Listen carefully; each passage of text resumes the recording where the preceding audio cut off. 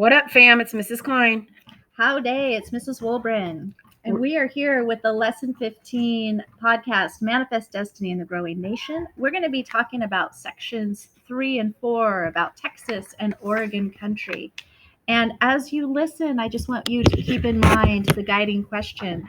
How justifiable was U.S. expansion in the 1800s? All right. And of course, you guys, there's the vocabulary terms. Some of them you might hear in this podcast. Some of you might have heard in others, but they are annex, diplomacy, manifest destiny, Mexican-American War, territory, and the Texas War for Independence. Okay. And also be ready for your podcast quiz when you come in tomorrow. That's right.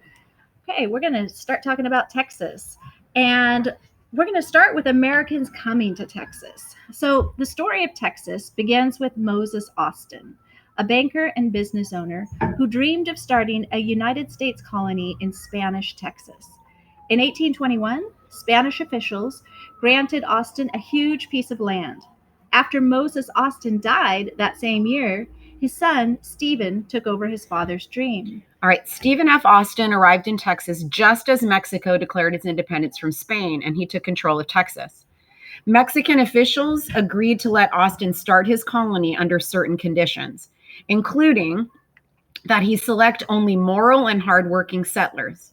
The settlers had to promise to become Mexican citizens and to join the Catholic Church. I also think they had to agree to speak Spanish as well. Yeah. Okay, that was another thing they said they were going to do. Mm-hmm. Austin agreed to Mexico's terms. By 1827, he had attracted 297 families, soon known as the Old 300, to Texas. Okay, but then there were some rising tensions. So by 1830, there were about 25,000 Americans in Texas compared to only 4,000 Tejanos, or Texans of Mexican descent. But tensions between the two groups soon arose. Yes. Now, the Mexican government responded to these tensions by closing Texas to further U.S. immigration and by sending troops to Texas to enforce the immigration laws. All right. And the Texans rebel. All right. So the Americans in Texas resented these actions.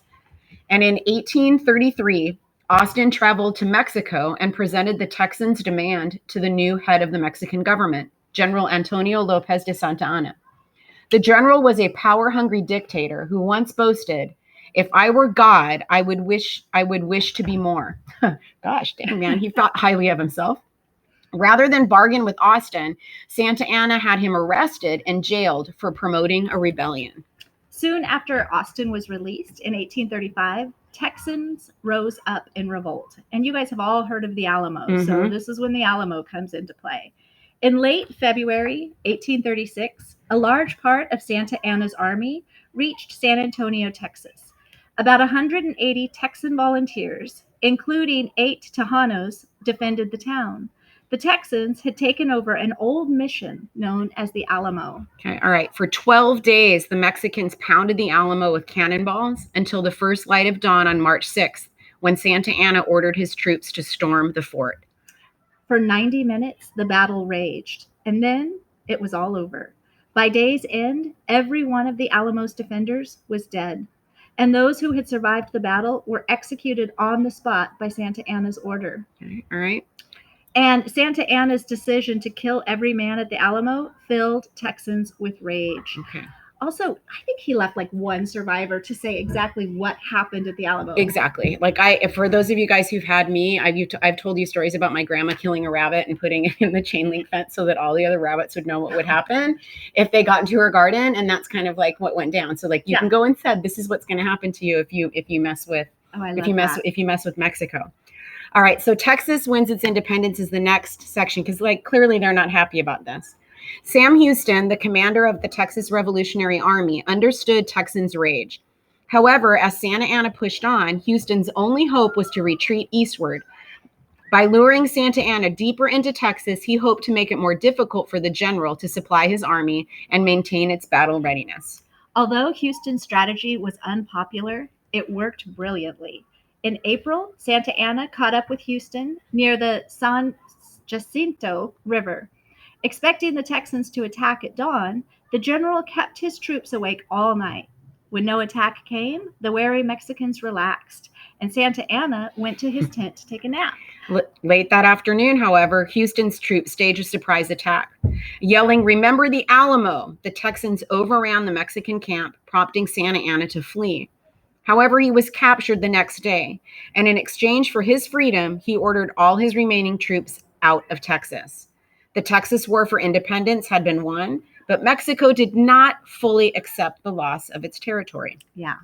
Now, to annex Texas or not, now independent, the Republic of Texas earned the nickname the Lone Star Republic because of the single star on its flag. Most Texans were Americans who wanted Texas to become part of the United States. But despite their wishes, Texas remained independent for 10 years, during which time people in the United States were divided over whether to annex Texas or not. When you annex an area, you guys, you add a territory to a country. Okay, all right. And then ultimately, once you get enough people who are living there, then they can apply for statehood. So there were people who were trying to figure out, like, what are we going to do? Should we annex Texas? Southerners were eager to add another slave state, whereas Northerners who opposed slavery wanted to keep Texas out of the United States. Yeah. And then in 1844, there was a presidential campaign where James K. Polk ran, and he was a very strong believer in manifest destiny, and he was eager to acquire Texas. After Polk was elected, Congress voted to annex Texas. In 1845, Texas was admitted as the 28th state. All right. Now we're going to move on and learn a little bit about how the United States acquired Oregon. Okay. All right. So this is all about the Oregon country. Far to the northwest of Texas lay Oregon country, an enormous tree-covered wilderness that stretched from the Rocky Mountains all the way to the Pacific Ocean. All right. In 1819, Oregon was claimed by 4 nations: Russia, Spain, Great Britain, and the United States. Spain was the first to drop out of the scramble when it gave up its claim to Oregon as a part of the treaty to purchase Florida. Russia also dropped out. That left Great Britain and the United States. For the time being, the 2 nations agreed to a peaceful joint occupation of Oregon. All right, but then all of a sudden people started discovering Oregon. So the United States claim to Oregon was based on the Lewis and Clark expedition. Between 1804 and 1806, Meriwether Lewis and William Clark had led a small band of explorers to the Oregon coast. And then in 1824, a young fur trapper named Jedediah Smith found a passage through the Rocky Mountains called South Pass. Unlike the high, steep passes used by Lewis and Clark, South Pass was low and flat enough for wagons to use in crossing the Rockies. Now the way was open for settlers to seek their fortunes in Oregon. The first American settlers to travel through South Pass to Oregon were missionaries.